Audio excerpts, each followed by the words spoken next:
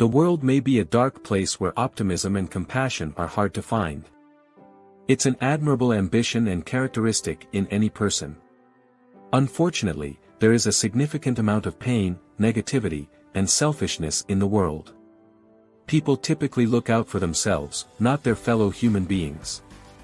A kind and lovely person who does not have firm limits to shelter behind is likely to find themselves worse off.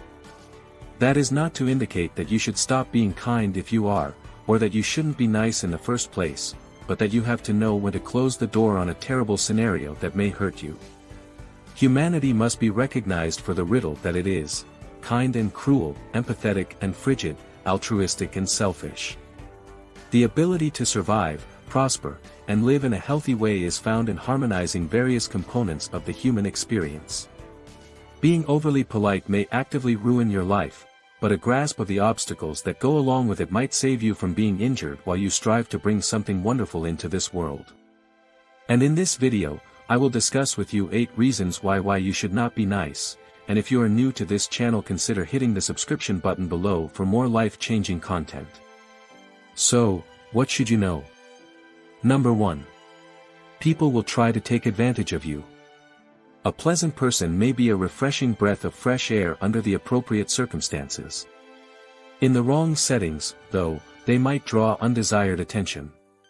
Nice may be a barrier in competitive contexts like the office and business, particularly if you make the mistake of expecting that the person opposite you would treat you with the same kind of niceness or respect.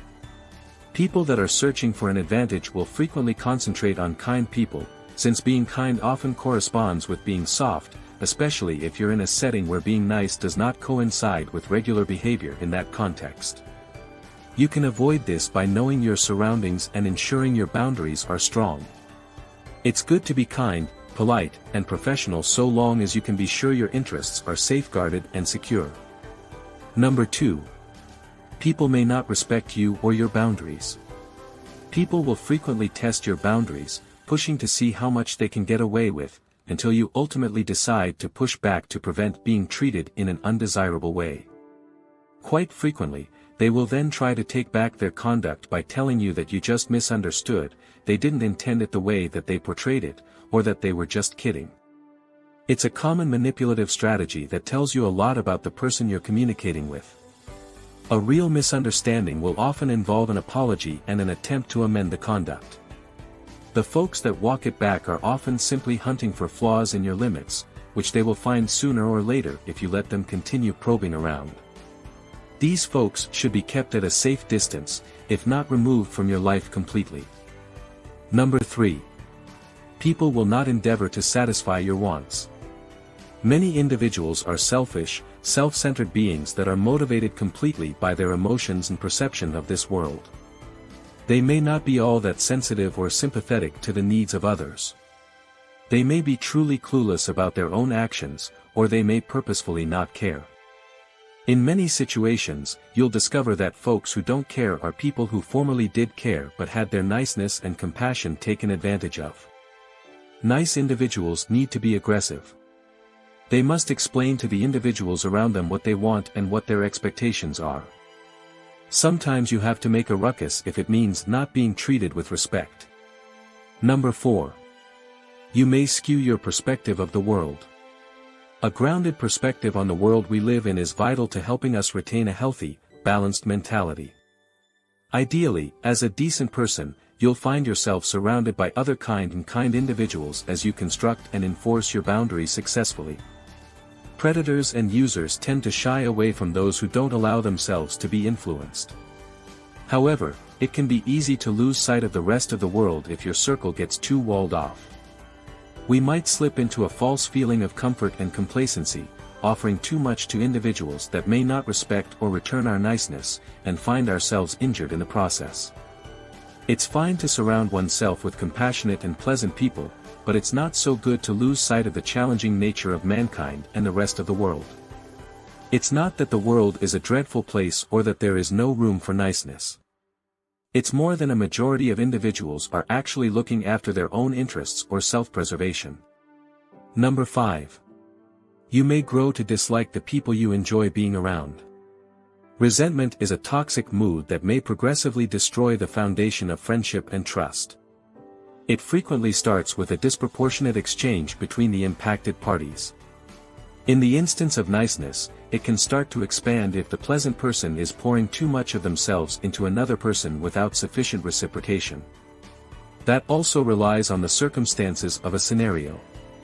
Maybe you're not pals with the individual. Maybe they are a person who is having a rough time that you're attempting to lift and help. You don't really expect niceness or friendliness from them right now since they are suffering and trying to keep their heads above water. But what happens when they eventually change their mind in a better place and opt not to reciprocate when the kind person needs some support? Then you have resentment. Friendships and relationships are other things entirely. They are designed to be reciprocal and mutually helpful in some way. You can't endlessly pour kindness and generosity into the cups of others without eventually draining yourself. That process of depletion is made more rapid if the individual is a friend or a significant other who is not pouring back into you. Number 6. You may find yourself apologizing for things that aren't your fault. Nice individuals don't often want to see other people sad or be disagreeable with other people. That may develop into a problem for a decent person if they start to shoulder problems and emotions that are not theirs to handle. It's one thing to be there for someone who is having a hard time, to provide some support and kindness in a challenging moment. A decent person has to be careful of another person trying to thrust their emotional burden upon them. The kind person needs to be mindful of the statement, like, "I'm sorry," to ensure that they are not apologizing for things that are not their fault and smoothing over feelings that the other person should be working on themselves. It's good to assume responsibility for your own decisions and behaviors, both positive and negative, but pleasant people must be mindful of not taking on emotional obligations that do not belong to them. Number 7. You may find yourself overburdened with additional tasks. Being overly kind is an easy way to get bombarded with an overwhelming quantity of tangible duties. And by concrete duties, we are referring to the activities that go on in your life, being offered activities without anybody asking you because they expect you'll agree to it, or accepting more than your fair share of labor. People who are too polite and caring can be used by those who do not care about their feelings, respect their time, or their duties.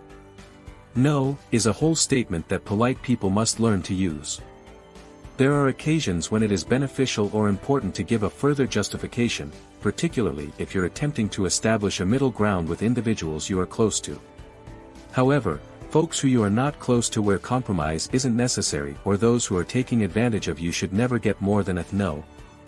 Justification provides a manipulative individual a possible inroad to infuse self-doubt and undercut your no. Number 8. You probably end up creating manipulators and users. Since pleasant matches with naive people occur often enough, it is a reasonably safe risk. Individuals who are simultaneously good and naive typically want to find the greatest in others, even if their goodness doesn't come anywhere close to outshining their bad. Predators opt for lovely people because they are frequently easy to steamroll and control, don't ask the appropriate questions, don't create boundaries and enforce them, and have a hard time seeing other people suffer. What does pain have to do with it? An often used manipulative approach is to present oneself as the victim in this terrible society. The boss has it out for me. All of my ex-partners were crazy. Everyone is against me and no one supports me. The manipulator prefers to omit their involvement in all of these things, how they acted toward others, if they showed up for and truly did their work, and if they provided any sort of support or assistance to their buddies.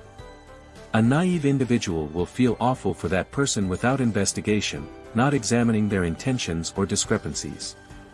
This places them in a position to be swayed. The best approach to overcoming this is to be attentive, listen for contradictions, and challenge them.